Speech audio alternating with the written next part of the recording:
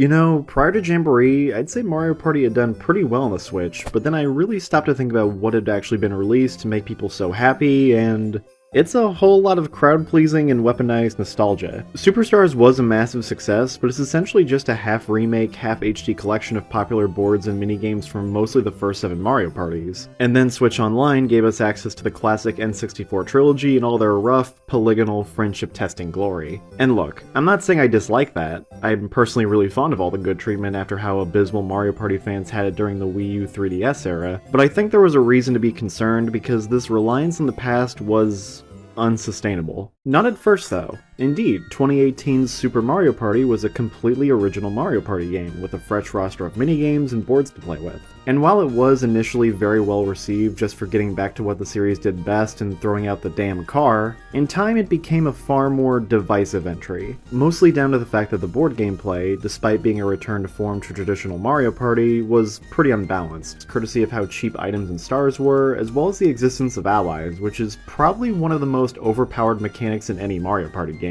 If someone steamrolled in this game, it was probably because they had a big team of allies helping them zoom through boards and overwhelming minigames. That, and let's be real, the boards were fairly underwhelming, and the fact that there were only 4 of them only made that more obvious. On the other hand though, we had the best MP character roster at the time, some really solid side modes that helped you get the most out of this game, and one of the best sets of minigames in any Mario Party. Granted, a lot of that was also undercut by the fact that this game necessitated using Joy-Cons to play, a pretty harmless thing to ask for back in 2018, but something that quickly became a much more explicit downside when people started to realize just how flimsy and easy to ruin these things were. No controller could ever last forever, but Joy-Con drift became pretty problematic and widespread only about 2 years into the console's lifespan, and that just isn't gonna go well. I do genuinely like Super Mario Party, and I would still say it was a very important step forward for the series in getting things back on track, but I do understand people's grievances with it. And I also understand why a direct sequel to that game might have rubbed some people the wrong way.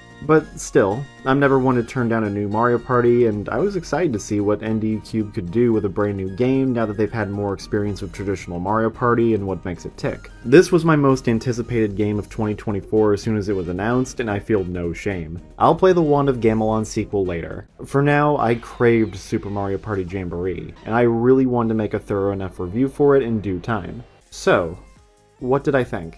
I'll get into details later, but if you want the short version, this is one of my new favorite Mario Party games. I don't want to jump the gun and say it's my new favorite because there's inevitable recency bias, and I need more time to play these boards more than a few times, give the online a more thorough examination, among other things. But right here, right now, I love Jamboree, and it's probably my favorite Mario Party game since 7 all the way back in 2005. It strikes an exceptional split between strong new content that makes up the majority of the package, and fun throwbacks to previous games that are more of a pleasant surprise than anything. Nostalgia does not define this game like other recent Mario parties, and instead, more just uses it as an extra little bonus. A nod to longtime fans, which I'm perfectly fine with. The new boards and minigames are incredible, it's got a really healthy selection of extra modes that I can imagine people getting a lot of mileage out of, which isn't exactly common for MP. It's perfectly playable and enjoyable with Pro controllers, but absolutely soars when played with Joy-Cons, which is as much of a compliment as it is a complaint, but we can get into that later. It's stuffed with charm and charisma, and it feels like a complete evolution of Super Mario Party.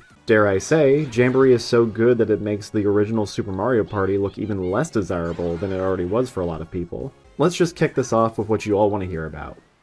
Pauline and Ninja are playable characters. Yeah, that's right. If that doesn't tell you how serious the devs were, I don't know what will. Okay, for real though, how is the party mode? The reason everyone buys these games? How'd they do after their decent return to form and their fateful, albeit safe, recreations? Pretty damn good, I gotta say. As usual in Mario Party, your goal is to obtain stars and coins by traversing a large, lively board, winning minigames, using items to give yourself a leg up, utilizing certain spaces for your benefit or someone else's misfortune, and rolling with the punches provided by the game itself or your opponents. The fun has always come from the three-way balancing act this series strikes between skill, strategy, and luck, which is only further enhanced when you play with friends or family, since there's now a social element in play, where people will make deals, manipulate, perform as chaotically or logically as they want, and often make the game way more entertaining when they inevitably get way too into it. At the end of the day, Mario Party is a multiplayer game, a competition, And if you can find players who are willing to get invested and feed into that competition, you've got a masterpiece in multiplayer. Plenty of Mario Party games understand this, some of the more modern titles didn't quite get it, but Jamboree feels like it knew the assignment. The beauty of Jamboree is that it remains mostly faithful to those time-tested beloved Hudson Soft-made Mario parties, but just throws in a few unique mechanics to shake up the board play. The big one is definitely the Jamboree Buddies, the follow-up and evolution of Super Mario Party's allies. Occasionally, one of 10 possible characters will show up on a random space on the board for 3 turns. If a player gets to that space in time, a minigame will be initiated to determine who will get to have the buddy at first, with the player who started it getting some kind of small but helpful advantage depending on the minigame. Whoever wins gets the buddy and all the benefits that come with them. For starters, everybody gets a unique ability to help you in one form or another. This can range from Mario adding to your dice total, Daisy making items half price, Wario giving you coins at the start of your turn, and so on. This is really nice, and does help make the buddies stand out a bit from each other, even if it makes some way more valuable than others. The likes of Mario, Peach, and Bowser Jr. are incredibly useful. Others like Waluigi and Yoshi are situational, and Luigi... Yay! Yay! Yeah. sucks. Like a lot. But that's very small potatoes compared to the traits shared between all buddies. The ability to interact with nearly all spaces and points of interest twice. You land on a blue space, you get 6 coins instead of 3. Land on an item space, you get to spin for 2 items. Really simple idea, but that applies to nearly everything. You can steal 2 separate times with Boo. You can buy 2 items from a shop. You can get double the coins when passing by Koopa at the start of certain boards. You can even buy 2 stars at once if you happen by the star space. You're still paying full price for both of them, but getting 2 stars in one turn is totally worth it. Now, this sounds ridiculously broken, but they actually have plenty of limitations and drawbacks to help rein them in. For one, buddies will leave after 3 turns of being in play, meaning they can only do so much. Buddies can also easily be stolen by other players if they pass by you, making them extremely volatile since they could end up helping your opponent way more than they help you. And my personal favorite flaw with them is that the whole spaces apply twice thing also applies to bad spaces. Red spaces, unlucky spaces, certain negative event spaces, and yes, even Bowser spaces. This makes buddies really interesting because they're incredibly potent game changers, but there's actual counterplay and big risks to match the big rewards. And even if the player who won the minigame got to keep their buddy and only got good things from having them around, they're still gonna leave after a few turns, meaning it isn't an automatic win button and can't be used as a crutch like allies were in SMP. Allies in SMP were a lot simpler and didn't have as many advantages, but they also came with no risk whatsoever and stuck around with you for the entire game. Oh, and you can have up to 4 of them with you at a time. People really aren't joking when they say the easiest way to win this game is by farming for allies early on and just wrecking house in the endgame. No! Wait, there's 3? Oh, come on, man. Wait! That's Nick, he got it. Did I get it? Yeah, he won. I think Nick won. Yeah, it's Nick. Yeah! Congratulations, yeah, woo! Let's go! I knew it, baby! It's all about the allies! It's all about friendship! Yeah! He is popping the f*** off right now. I don't want to hear it. I don't want to hear it. Daisy! Let's go! In comparison, Jamboree buddies just feel better to play with and against, and I give the devs a lot of credit for repurposing this mechanic instead of just scrapping it all together. And stepping away from the critical analysis, the buddies are just another way of injecting charm and personality into the game. I love how each buddy has their own themed minigame with a cute little introduction cutscene to match. Solving puzzles in a spooky mansion to rescue Luigi, competing in microgames on a game show hosted by Wario, being tested/tortured by Bowser Jr. and his minions, helping Peach make the most of a pleasant day in the Mushroom Kingdom, and of course, going to Waluigi's Pinball Arcade where he strikes poses and warmly welcomes you all. He's just having a good time. I'm happy for him. Besides the Jamboree buddies, there are a few small changes here and there I'm fond of, but I can't really talk about them without mentioning the boards, arguably Jamboree's greatest strength. You start off with only 4 boards, which might have raised some eyebrows, but before long you'll unlock the rest for a total of 7, which definitely punches above its weight since most console Mario parties tend to cap out at 6. Granted, 2 of them are just returning boards, but I don't mind one bit when they're arguably overshadowed by the new ones. Mega Wiggler's Treat Party is your standard simple first board with a singular, easy to understand gimmick with the Wiggler that acts as a bridge to the other side of the board that cycles between 2 positions. Definitely my least favorite of the default boards, but that's just because the rest are so much more interesting. This is still good though. Roll'em Raceway is hilarious to me just because they decided to throw all the characters in cars again. Almost like Nintendo was being self-aware about the terrible fan reception to 9 and 10. Hey guys, don't worry. They aren't carpooling this time. But it thankfully holds up in terms of gameplay too. Using 2 fixed star spaces that alternate is a nice change of pace from most of the other boards in this game, and I like how you can choose between completing laps for more coins or going through the pit stop to fully stock yourself up on items. It's almost as if players getting to make decisions for themselves is just better than this.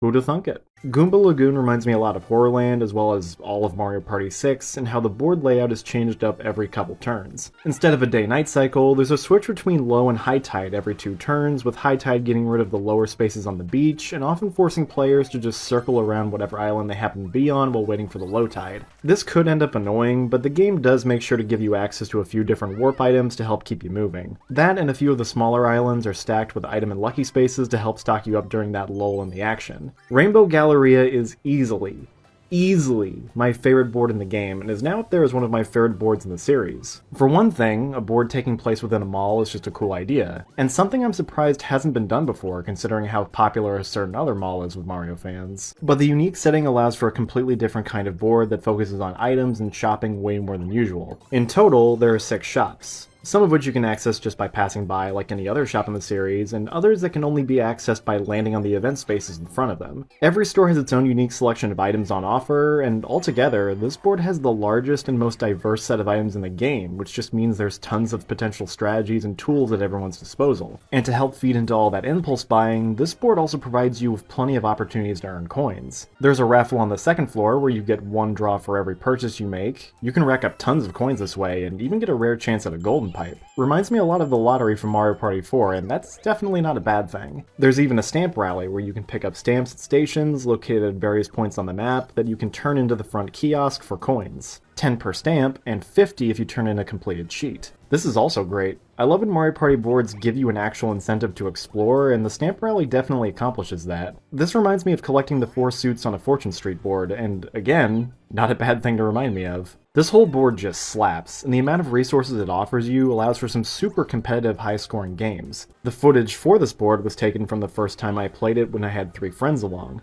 First time playing the board, second game we played in general, and these were our totals for a 20-turn game. That's absolutely insane, but it was also some of the most fun I've had with a video game in the last couple of years. I want to say this will end up being the fan favorite board of this game, but only time will tell. As for the unlockable boards, let's just finish up with the original ones and talk about King Bowser's Keep. I was admittedly pretty skeptical going into this one, but this ended up being my second favorite board. The main focus is the big man himself, Bowser. Or rather, Imposter Bowser. He's hanging out in the middle of this giant square that players have to move through. Every third turn, he'll spawn new Bowser spaces on that square, with everything he steals being put in a giant vault on the far right side of the board. Players can pass by the vault for a chance to open it, which starts out pretty impossible, but becomes a bit more probable with every failed attempt. It's a big risk though, because there's no guarantee that you'll be the one to open it, and you're giving up a lot of potential items and boost steals if you keep betting on the safe. It's totally worth it if you can manage it though, since all the confiscated stars and coins will go straight to you, almost guaranteeing you'll shoot up straight to first place. I love this board. A good Bowser board should be able to match tantalizing rewards with very cruel and unusual risks, and this one deserves to be held up as one of the new best, alongside 2's Bowser Land and DS's Bowser's Pinball Machine. As for the retro boards, we've got Mario's Rainbow Castle from Mario Party 1. Seems like a no-brainer given its iconic status, and yeah, it was pretty good. It's definitely an improvement over the original, but that wasn't exactly a high bar. Mario Party 1 boards were so plain and had so many awkward, often annoying mechanics that only stuck around for that first game that making it better wasn't exactly difficult. Toss out the mushroom spaces and one-player minigames, and usher in that sweet, sweet item shop for some actual strategy in what was the most luck-based board from that first game. There's more I could say, but I'd just recommend watching Designing For's video on it. He talks about this board for 20 minutes, and he really drives it home just how much of a step up this version is through only a few careful but calculated tweaks. And then we've got Mario Party 2's Western Land, and I'm sorry guys, but this was just the low point for me. Granted, I've never really been a big fan of Western Land, but I was hoping Jamboree could sell it for me, and no, It's still way too big, and it's way too easy to get sent back to start by that damn train. Much like Spaceland, this map can easily devolve into players being stuck in the first portion of the board, and it just doesn't feel good to play. There are a couple of nice changes here and there, and the greater potential for rolling high does at least make it easier to traverse this Colossus and gain momentum after being run over than it was back in 2, but this would still be my current pick for worst board in the game. I'm open to changing my mind though. Who knows, maybe I just got really unlucky the first time.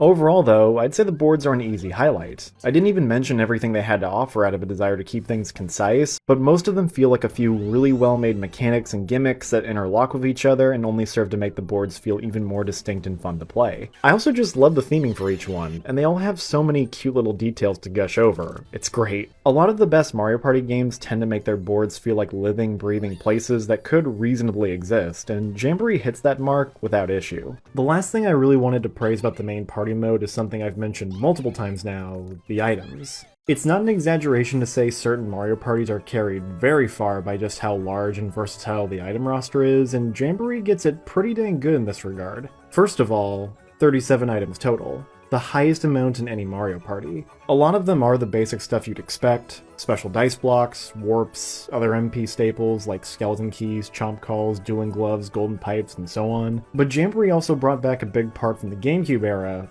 orbs, though in this case they're called traps. And I'm not gonna lie, this is probably the most balanced version of these sorts of items we've ever seen. Like before, they'll steal what's advertised from any opponent who lands on it, but unlike orb spaces from games like 6 and 7, they'll disappear after one use and can only be set up within 2 spaces of your position instead of 5. That sounds like a pretty nasty pair of nerfs, but in return, these traps will remain intact no matter what. They can't be replaced by another trap. On top of that, they can now be placed on any space, not just blue and red spaces. All of a sudden, traps have a surprising amount of utility that they've never had before and can fit into all manner of strategies. Let's say you're facing a friend that's really good at rigging chance time to their benefit. If you really want to deter them from trying that, you can just toss a Star Steel trap on a chance time space. Or you could be me and throw a Star Steel in a Bowser space as a little extra fuck you, because it would be funny. And on top of all this, we get board-specific items to play with, which is a rarity for the series. It's not a completely new thing for Mario Party, but that usually came from the board having a wholly unique mechanic, like the snack orb for maps with chain chomp stealing. This game, meanwhile, has one unique item per board that usually plays into one of their respective gimmicks. Some of them aren't super useful, like the Wiggler Bell or the Turbo Dice, but others are absolute godsends that can reasonably turn the tide of a game. My personal favorite being the markup sticker, which forces a player to pay double for any items or stars on their next turn.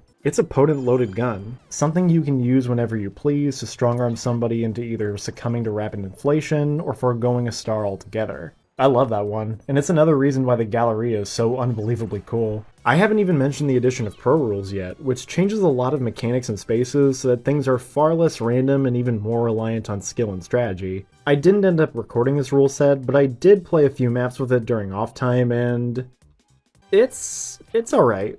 It's a neat idea, and arguably is the closest thing we'll get to proper competitive Mario Party, but ultimately this is still a game that relies a fair amount on luck. You're never going to be able to fully extract the luck out of Mario Party, and if you want that, well, I'd question why you're even playing this game. Still, it's an interesting idea, and I'm never going to be mad at a game for giving you more options to play with, but if I ever have friends over to play Jamboree, I doubt we're going to want to play Pro Rules. Really, the only big flaw I'd point out about the party mode is that the games do seem to go on for a very long time. I was shocked to see the estimated time for a 20-turn game being 2.5 hours. Granted, that only seems to be the case in games with 3 or 4 human players, since inevitably people are going to spend too long on the practice screen at some point, or spend a couple minutes looking at the map before they even rolled, but I don't really mind that kind of thing. But there are definitely some more notable reasons why games feel longer than they do in other Mario parties. For one, the game's default speed is set to normal, which does definitely drag on you after only a few games, so I'd highly recommend switching the game and text speed to fast as soon as possible. Besides that, you've got the Jamboree buddies, which are still a very welcome inclusion, but their minigames are pretty long, averaging around 3 minutes. I can see why they're made this way. Making these minigames 30 to 60 seconds would arguably feel too quick when you're competing for such a valuable resource. You wouldn't want someone giving up just because they got an unlucky start. And the minigames probably do need to be longer so that it doesn't feel like the player with the advantage is just completely untouchable, so I get it. But again, doing 2 or 3 of these in a 20-turn game does rack up quite a bit of extra time. This arguably should have been a mechanic you could toggle on or off in the party settings tab, because I know some people are already kind of annoyed with these and how much of a pace breaker they are. Overall though, this party mode is pretty incredible. The larger than average pool of boards, massive roster of items, and the Jamboree buddies gives this game some of the most replayability and one of the highest skill ceilings for any Mario Party. It's a massive improvement over Super Mario Party's version, and honestly, I might even call it a step up over Superstars too. And this is all just one mode. Jamboree comes packing a surprisingly large and varied collection of side modes that do add a lot of extra value to the package. There's a single player mode which actually behaves pretty differently from previous story modes. Usually you'd just be playing one board after another with a single character until you run out of things to do, with maybe a wrinkle or two in place. But Jamboree is completely different with something called Party Planner Trek, where you collect mini-stars by roaming around the board and helping everyone out in the form of playing mini-games, performing fetch quests, or talking to people. Once you collect enough mini-stars, you're allowed to move on to the next board, but not without first fighting a boss in a style very similar to those boss mini-games from Mario Parties 9 and 10. They're decently fun for what they are, and credit where it's due. If something from those games just had to be carried on into the new entries, this was the best case scenario. Admittedly, this is a case where I imagine everyone will just play this mode once for the sake of the novelty, the unlockables, and the achievements, because while the trek itself is a neat little distraction and has some cute moments here and there, it's just not really fun or engaging enough to warrant playing again. And that's fine. A lot of story modes in Mario Party are treated as just a means of unlocking the final board or the final few characters, so it's not like this is doing anything wrong by comparison. And I gotta say, the final moment when Kamek reveals he only wanted a mini-star for himself because no one's really thanked him or even really acknowledged him acting as the host and running most of the festivities was actually kind of affecting. Poor guy has been carrying most of the weight here, and that was the same case back in Super Mario Party. And yeah, I gave him all my mini-stars. Why wouldn't I? It's a sweet moment, and it really makes me curious if they're setting up for Kamek to be playable next time. Come on, ND Cube, let Kamek be a party goer next time. Dude absolutely carried in that Bowser vs. Eggman death battle. He deserves to have some fun. Besides the single player, you get the minigame Bay, which just kinda acts like your typical minigame mode that allows for both free play and playing small sets of minigames with different stipulations. No complaints here, that's pretty par for the course. There's Motion Island, which features 3 modes based around the Joy-Cons. You've got the Rhythm Kitchen, which acts a lot like the Soundstage mode in SMP, being a short series of rhythm-based minigames. The main difference being that instead of competing for the highest score, you're working together to make some tasty meals. Of all the side modes, this is the one I wish I got to record with my friends, because I can only imagine how scuffed the food would come out if it was based on 4 different people's sense of rhythm and timing. Playing with CPUs is still alright for what it is, even if it kind of breaks the scoring system and allows you to get easy 4-star ratings as long as you're holding the controller, I guess. There's Toad's Item Factory, where you have to get a ball through an obstacle course, where you use your Joy-Cons to operate parts of the course. This can be played in either single player or multiplayer, but unlike the Rhythm Kitchen, I found this to be pretty fun and rewarding even by myself. It was good stuff. And then there's the Paratroop of Flight School, and this... I didn't waste much time with this. I can respect the idea of using a pair of Joy-Cons to fly and glide around a bunch of small floating islands, but there just isn't much to it. You'd play each of the little modes once for the novelty and take your immediate exit stage left. Maybe it'd be more fun in multiplayer, but it also only allows up to 2 players, so it's fairly limited in that regard. This is definitely the game mode that feels the most like a tech demo. A cutting room floor kind of deal where they wanted to make a Pilot Wings style flying game using motion controls, but there wasn't enough to it, so they just awkwardly shoved it into this Mario Party game that also happens to utilize motion controls. It's more content at least, but it's easily the most skippable part of the game. However, next to the party mode, the bulk of your time will be spent on these 2 gems in the Bowser's Challenges section, those being the Koopathlon and Bowser Kaboom Squad. The Koopathlon is a race. Not just a race, but a special race to see who is the fastest. Or the best at collecting coins, I guess. 20 players will all play a series of 3 single-player minigames to try and collect as many coins as possible, with every coin allowing you to move 1 space forward on the map. Sounds pretty simple, but after those, Bowser locks you into one of his own minigames, where your goal is simply to survive. Players that lose get sent back a certain amount of spaces depending on their placement, and those that win will get an extra power-up item for later use. Rinse and repeat until someone is able to complete a given amount of laps. This is just awesome. Easily the best mode from this game outside of the party mode. To be fair, this is just a revamped version version of an existing mode from Star Rush on the 3DS, but I think it's safe to say that this new version blows it out of the water. These minigames are simple, but really compelling score attack type deals that anybody can understand and enjoy immediately. And the Bowser minigames are hard. Arguably some of the hardest in the series, but it means winning one feels like a real accomplishment, especially since you're not getting sent back with all the other poor schmucks that couldn't handle a simple cup and ball game. Watch how I won this one.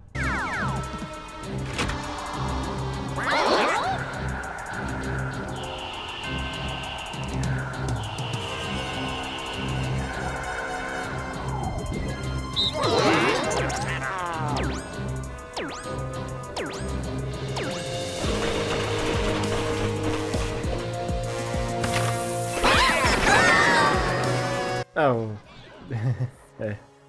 Never mind. The items are fun too, since they do give you some extra feedback when you're playing well by appearing once you've filled this little meter of coins. Some of them are basic and just give you more coins, but what kind of Mario race would it be if you couldn't royally screw with your competition? That's why we've got bloopers to blind you, amps to slow down your gameplay, Kamek to force you into mashing just to continue, and Imposter Bowser showing up to basically shut your game off for what feels like 10 seconds. It can be brutal to just get pummeled constantly by items when you're leading the pack, but that's just the price of being so good. So I guess I'll just stomach it. Bowser Kaboom Squad, meanwhile, is a cooperative effort where you and 7 other players team up to fight Imposter Bowser by collecting and retrieving bombs for your cannon. You run around on a big city map with various structures and hazards, and have to break open these crates while constantly on the lookout for the Big B. You only have a set amount of time to win, 5 rounds with 90 seconds apiece, but I wouldn't call it hard. I've still yet to lose in this mode. You still have to work for it though. There are minigames in between rounds where you'll have to cooperate, with a rank being given out based on how well you did. And you really want to try for those higher ranks, because that determines the pool of items you and your teammates can choose between to help make things easier, like hammers to break crates faster, placeable speed boosted springs that can help you get back to base, bananas that can trip up Bowser, and so on. What I like about this mode is that as long as you're not blatantly throwing, you can end up doing pretty much anything and it'll end up being helpful. Obviously you need those bombs to win, but it's not uncommon to have 1 or 2 people trying to bait Bowser into following them and leading them far away from the other players. You might have another playing support by picking out ideal spots for items like boost pads or these little heart spots that can automatically revive a downed player that passes over it, or just go around collecting coins because enough of those will trigger a special bonus to give you even more time and allow you to do double damage with the bombs collected during that bonus time. It's just a good time, and Bowser does at least offer enough pushback to cause problems and stir up some real panic when he starts busting out his deadlier attacks at the end. My only real complaint is I wish there was an option for another player to be able to play as Bowser. This kind of thing seems like it would be insanely fun if it had asymmetrical multiplayer, and it's not like Mario Party hasn't tried stuff like this before. It was probably just for balance purposes, but I don't know, it might have been possible. Still though, major props to both of these modes. I've yet to attempt an online game of actual Mario Party, mostly down to how long a single game of that probably would be, but I'm glad they threw in a couple online modes that are much less time consuming. It's a very invigorating 10 to 15 minutes whenever I play, and I imagine I'll be coming back to these whenever I pop in Jamboree. That just leaves the most important and objective best part of the game, the reactions.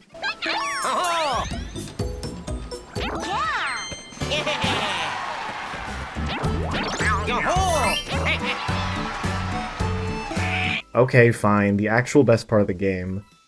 The stickers. Okay, I'm sorry, I'm just wasting time. Seriously though, these just need to be in every Mario Party game from now on. They're just absolutely adorable, add a ton of charm to the game, and are just fun to mess around with. Not to mention the customizable cards are just a better version of something like Smash Tags, perfect for remembering your friends and foes alike from online play, even if half of them are the default card and the other half are sex jokes. That aside, I'd be remiss for not talking about one of Mario Party's core traits, the potatoes to the board's meat, the minigames. And really, it's just a really good set of minigames. Not free from problems by any means, but show me a Mario Party game that has a completely airtight, flawless minigame roster. It just doesn't exist. As long as a majority of the minigames are good and fun, I've got no issues. And I'd say Jamboree pretty comfortably clears that bar. I guess the best place to start is quantity. 112 minigames, the most in any Mario Party game to date. Just wow. Now to be fair, that's 112 spread across all the modes. If we're just looking at the party mode itself and what you can play in between turns of a board game, taking out the ones from the Koopathlon, Kaboom Squad, Rhythm Kitchen, and the 5 boss minigames lowers that total to 73. Definitely not as impressive at first glance, but that's still a lot by party game standards. And when compared to other Mario parties, it holds up well. Just looking at the console games, Jamboree's nerfed total of 73 still puts it above the entirety of 1 through 4, on par with 8, and just just barely shy of the likes of 5 and 10. And when you take the same method of cutting out the fluff from these games, Jamboree fits right in with the other heavy hitters from this series. Take Mario Party 7 for instance, with its 88 minigames. Looking only at the minigames you'd be able to play in a standard 4-player match, it would be at the exact same number. 73. And that's including the 10 garbage microphone minigames, so Jamboree is sitting nice and pretty in this comparison. Of course, quantity means nothing without quality, and thankfully, this set sticks the landing. In fact, they stuck the landing so well that I'm just going to talk about my top 11 favorite minigames before doing anything else. Basically, 2 videos in one. It's gotta count for something. Only real conditions are that I'm looking through the 73 minigame group I specified earlier, and I'm discounting any returning minigames just because I want to draw attention to how cool the new stuff is. Alright, let's go. Number 11, Hot Cross Blocks. See, this was the reason I couldn't just have this be a normal top 10. I have a real soft spot for these kinds of don't pick what someone else picked minigames because while it is pretty much luck-based against the computer, it's super fun when played against real people since you actually have to outthink them to some extent. In fact, I'd say this is even better because instead of the goal being to hit a certain amount of points, you have to build a bridge using the options provided with the caveat that the blocks have to connect. Otherwise, you'll just waste a turn. Now you have an extra bit of info to help you make decisions since you can skim over everyone's potential options and figure out what you'd have the best chance of getting. Or you could just be a jerk and call out loud what you're picking in an attempt to deter or fool your opponents. All's fair in love and Mario Party. Number 10, Stone Eye Bowling. It's bowling, but with boulders. And sand. And new Super Mario Bros. U props. And you only get one shot. So it's really not like bowling at all. There's theoretically multiple correct places where you can set the ball for a perfect shot, so winning requires a mixture of pathing out an ideal trajectory based on the sandhills and guts. I could complain that there's only 5 dual minigames in Jamboree, but I don't mind that much when this is one of them. Number 9, On Again, Off Again. I'll be the first to admit that the original 1v3 minigames in Jamboree feel pretty unbalanced for the most part in one direction or another, but I think this one actually hits a solid balance. The 3 players simply have to survive, while the solo player makes it as tricky as possible by using their on-off switch to mess with the platform that's got all these girls rolling back and forth. It seems like an easy dub for the team, but I often ended up shocked at how the one can win by dropping a girl directly on someone's head, or pulling some 200 IQ play where they somehow store girls on the top row before dropping them all at once. This is a 1v3 that, in my experience, seems to have a near perfect win ratio between the two sides, which is uncommon, but incredibly welcome. Number 8, Shadow Play. Create abstract shapes using your combined overlapping shapes. It's a pretty simple, but also very novel idea for a 2v2, and I like how it's not immediately obvious what you need right from the start. Number 7, a tie between Mario's 3-peat and Peach's Day Off.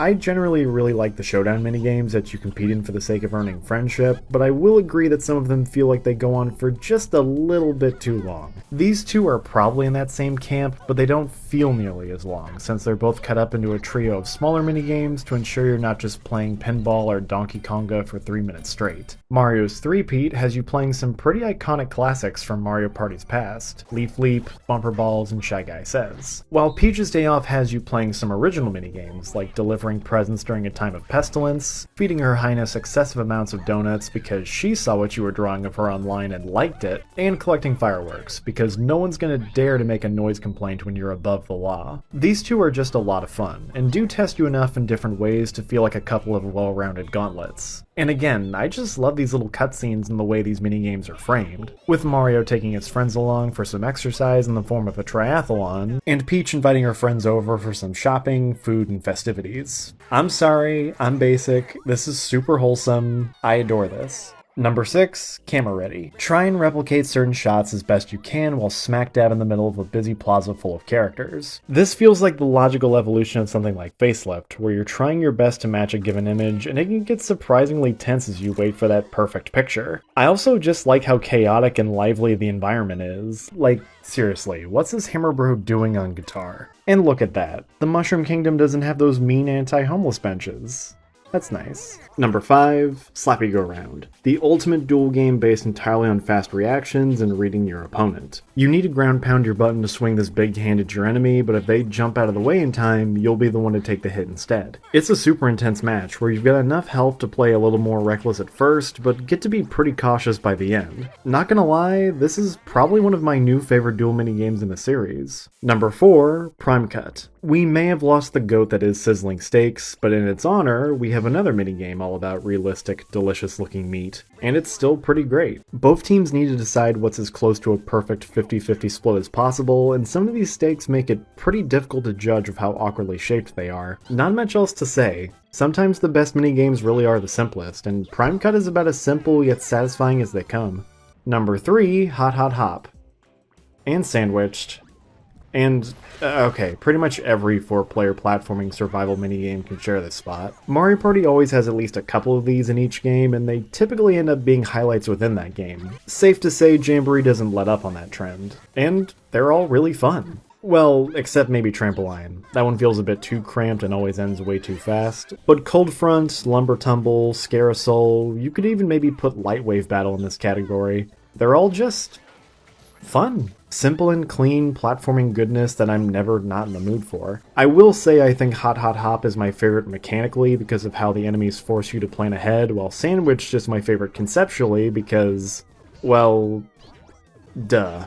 And more tasty looking Mario Party food. We love to see it. Number 2, Snag the Flags. How did a minigame like this not get created sooner? Seriously. It's been 17 years since Super Mario Galaxy, and we've had 3 games on home consoles with completely original minigame rosters during that time. And somehow none of them decided to make even a single minigame that utilized the small planetoids and their unique traversal, which was such a big part of the Galaxy games. I guess someone at ND Cube finally woke up and realized how easy of a win this would be. Set on a small spear, all 4 players have to hunt down and capture as many flags as possible. The unique factor definitely boosted pretty high in my eyes, but this is one of those minigames that always ends up super close between at least 2 or 3 players, and that does help to keep things fresh. I also tend to do really well every time I play it, so who knows. Maybe I'm just a bit biased because I'm too good at colonizing uninhabitable places. And number 1, Luigi Rescue Operation. It's funny how the worst thing I can say about this minigame is that the reward you get for winning is Luigi, but the reward could be a stomp to the toes and I'd still love this one. The 4 players each have to go through a series of puzzle rooms where you do things like assemble images, find the odd statue out, or walk over a certain pattern of floor tiles. This one has a similar strength to the Mario and Peach Showdown minigames I brought up earlier because while this minigame takes a few minutes, it's broken up between a bunch of short sequences, so it doesn't have to worry about growing stale. I also like how if you're just completely stuck on something, you can look at Luigi through the SAW TV to get the answer. The music and feeling of this one gives me a lot of Trivia Murder Party vibes, and that works surprisingly well for this Luigi's Mansion-esque minigame.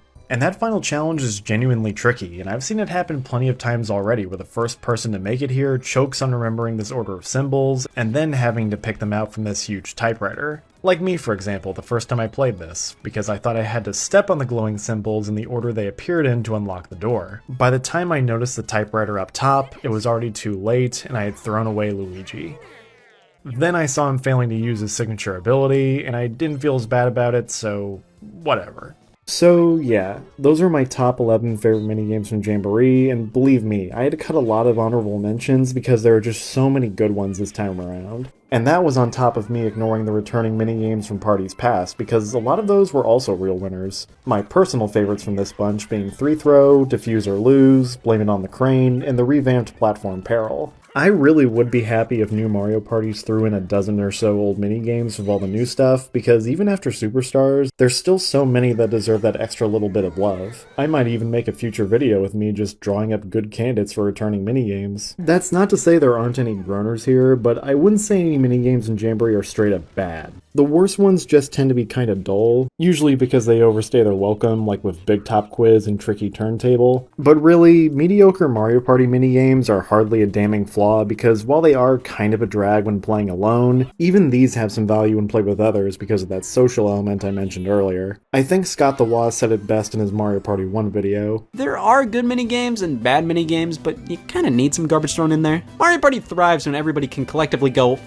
this. Because, let's be real, when there's serious competition, it doesn't matter what the minigame will be. Things are going to be intense no matter what. I don't care if this minigame is stupid, because all I care about in the moment is that no one beats me in this stupid minigame. And there's real potential to get some funny moments and memories for you and your friends to look back on. Take Gatekeepers, for instance, the obligatory luck-based minigame in Jamboree. The first time I played it will now be etched into my memory because I was playing with friends, I said a stupid throwaway line akin to, "Waluigi loves hexagons," Joy-Cons, and won the minigame incredibly early on. Stuff like that is what makes Mario Party super fun, even when it isn't necessarily good. And I honestly can't wait to see what kind of shit Jamboree pulls next time I have a group of friends over. Now, all this is well and good, but if you saw the title in the thumbnail, you might have noticed a little oddity. And no, I'm not talking about me. This little asterisk might have you curious to some sort of catch, and, well, this is it.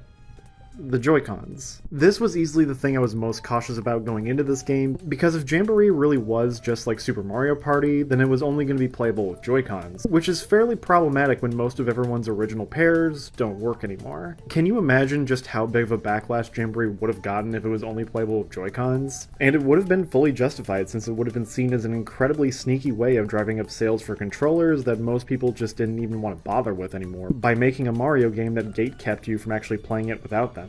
It could have easily sunk this game's reception if that was the case. Thankfully, Nintendo probably saw that coming and made most of the game playable with Pro Controllers as well. Most doesn't mean all though, so I feel like it's worth mentioning just what you're missing out on if you have no intention of buying Joy-Cons. Without Joy-Cons, you're completely barred from all 3 of the Motion Island modes, which is unfortunate and definitely the most noticeable loss. Well, except Paratroopa Flight School. But you'll still have full access to the Bowser challenges, and I'll be real with you, Koopathlon and Kaboom Squad are so good that it is probably worth the loss. As for the party mode though, you are unfortunately going to lose out on some minigames if you're playing with motion-based games turned off. In particular, there are 15 of them. So going back to that count of 73 minigames set in the party mode, that count falls down to 58.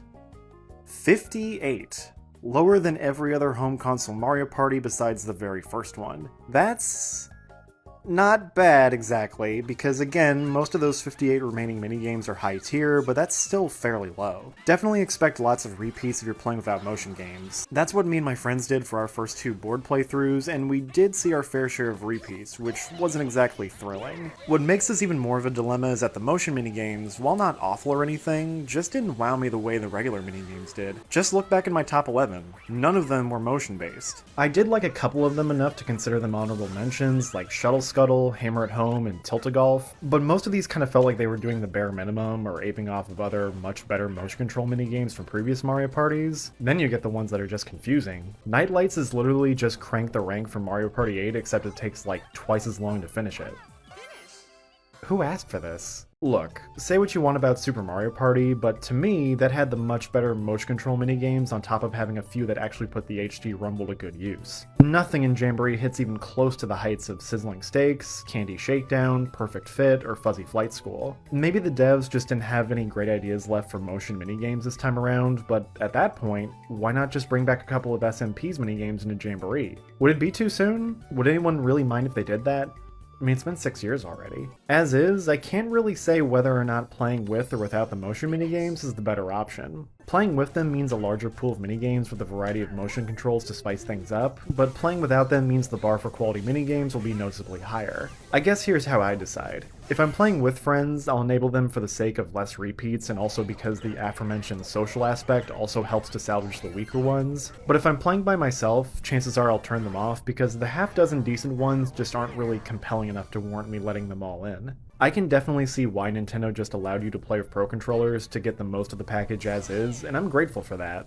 But at the same time, I do feel like you're missing out at least somewhat if you never plan on getting Joy-Cons. But also at the same time, I can't blame anybody for not wanting to shell out $160 just for the sake of playing some decent to mediocre motion minigames, and a few extra side modes that you'll likely pass up on anyway if you're doing multiplayer. Are you really gonna go through all the trouble inviting over company, cleaning up the place, and setting everything up to play Toad's Item Factory or Rhythm Kitchen? Probably not. You're all just gonna go straight for the party mode. It's a strange problem for this game to have, but it is a problem nonetheless. Still, I think Super Mario Party Jamboree is fantastic. I've really been all over it ever since it came out, and I've played it a ton during my downtime in between my day job and working on this video. Hell, I ended up playing so much of it that I completed the Mario Party Battle Pass and nearly got every single achievement, which admittedly goes to show how much I kinda goofed off while working on this video, but I think that's at least somewhat indicative of how fun it is to play. It's definitely in my top 5 favorite Mario Party games, along with, in no particular order, 3, 6, 7, and Superstars, and I couldn't be happier. I'm just glad Mario Party seems to be fully back on track now, and while I'm curious where it'll go from here, I'm also not really worried anymore. I know the big joke surrounding Superstars is that everyone wanted DLC for it and it just never happened, and while Jamboree has more than enough going on as is, I'd certainly have no problem paying for DLC if it meant getting 1 or 2 more boards and some more minigames. But that's just a hopeful thought for the future. Regardless, I can honestly say that I'm fully confident in ND Cube as a series developer now, and that makes me very happy to say. Jamboree is another exceptional Mario game for the Switch's lineup, it's some of the best multiplayer we've gotten on the Switch in a long time, and it's an absolute must-play for Mario Party fans. If I had to give it a rating, because I know that's all some people focus on, I'd give it an 8 out of 10 with just Pro Controllers, but I'd bump that up to a 9 if you have the choice between Pro Controllers or Joy-Cons. Excellent work all around, guys. And that about wraps things up. If you liked this video, please consider liking the video and even subscribing. I didn't mean for this Jamboree video to get this long, or especially take this long, but there was a ton to talk about, and I just can't help but be thorough whenever I get into the weeds with one specific game. Also, this is for the people who've gotten around to play Jamboree, but tell me your thoughts on it, or at least write down your favorite and least favorite minigames and boards. I really like seeing what people have to say about the games I talk about, and I'm all for creating conversations. But anyway, I gotta get to my next big video. You didn't think I'd leave SpongeBob games alone forever, did you? This has been Baileography, and I wish you all my very best.